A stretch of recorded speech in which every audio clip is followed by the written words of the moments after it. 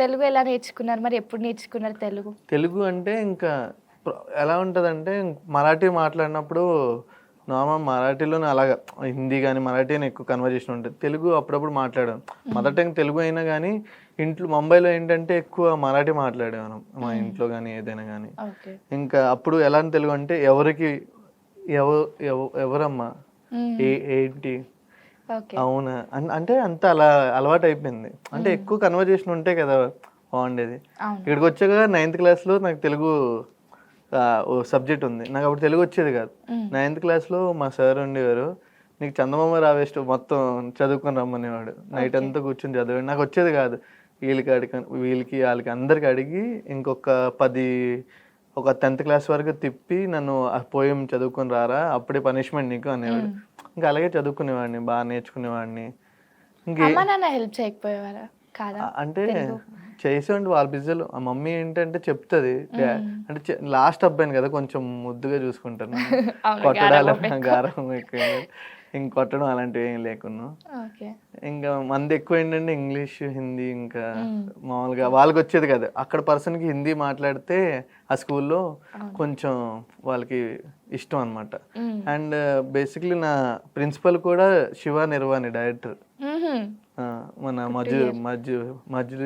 Majili director okay. And నిన్ను కోరి. అవునా? అప్పుడు ప్రిన్సిపల్. అప్పుడు ఆయన డైరెక్టర్ అవుతాను కూడా తెలీదు. నేను యాక్టర్ అవుతాను కూడా నాకు కూడా తెలీదు. ఓకే. సో, అలా ఆయన చెప్పేవారు మంచిగా. ఏం లేదు తెలుగు ఈజీగా నేర్చుకోవచ్చని. అసలు ఏం రాసానో తెలీదు. 10థ్ అయితే పాస్ పాస్ అయిపోయాను. అయిపోయారా? ఆ సబ్జెక్ట్. ఏ స్కూల్‌లో చేశారు 10థ్ Stella class? Maths. Stella maths. Intermediate? Intermediate మన చైతన్య కాలేజ్. ఆబ్వియస్లీ అక్కడికి మా దగ్గర. అంటే అది బాగా ఫేమస్ అప్పట్లో. ఏ 1, కోర్స్ 1, 2, చేశారు? 2 ఆ! ఏ కోర్స్ చేశారు? ఎంఎస్సీ. ఎంఎస్సి. తర్వాత అక్కడి నుంచి అందరు ఇంజినీర్లు అయిపోతే నాకు మ్యాథ్స్ అంటే భయం. సో, అవును. అకౌంటెంట్ ఇవన్నీ నాకు నచ్చదని. సో, అప్పుడు అందరూ ఏమన్నారంటే హోటల్ మేనేజ్మెంట్ చేస్తే బావుంటది. ఇంక మా మామయ్య కూడా అన్నాడు. హోటల్ మేనేజ్మెంట్ చేయరా అంటే నేనన్నా లేదు లేదు నేను యాక్టింగ్‌కి వెళ్ళిపోవాలి అర్జెంట్‌గా. హ్మ్. నేను అసలు అంటే చిన్నప్పటి నుంచి నాకు ఎలా అంటే ఇంక డాన్స్ హ్మ్.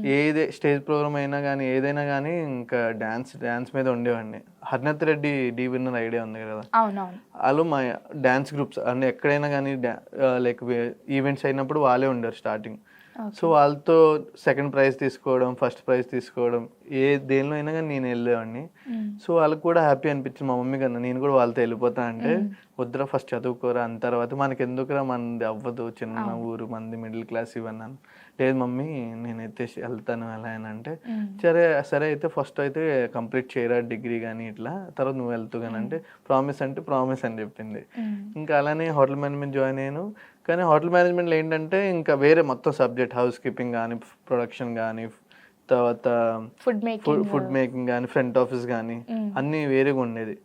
సో, ఒక 3 ఇయర్స్ అటు ఇటు కంప్లీట్ చేశాను. అండ్ షిమ్లాకెళ్ళాను ట్రైనింగ్‌కి. హ్మ్. ఒక 10 మెంబర్స్ ఎళ్తే ఎవరు లేరనమాట. ఇంక నేను ఓకే. ఒక్కడినే ఉన్నాను. హ్మ్. షిమ్లాలో ఎలా అంటే లైక్ బర్ఫ్ అంటే మీకు ఐస్ తెలుసు కదా! ఐస్ అవును. ఏరుకోవాలి, వాష్‌రూమ్ క్లీన్ చేయాలి. ట్రైనింగ్ పీరియడ్ చాలా హార్డ్‌గా ఉండేది అక్కడ. అవును. ఒక 6 మంత్స్ అంటే ర్యాంప్ చాలా ఆడిచ్చారు. స్ట్రగుల్. చాలా స్ట్రగుల్. కానీ వాళ్ళు అర్థమైపోయింది వీడు బాగానే స్ట్రగుల్ చేస్తున్నాడు. హ్మ్. నాదేంటంటే గోల్ మొత్తం ఇది 1 ఇయర్ ఆ! కంప్లీట్ అయిపోతే నెక్స్ట్ నేను ఎలా అయినా వచ్చేయొచ్చు కదా అనుకోని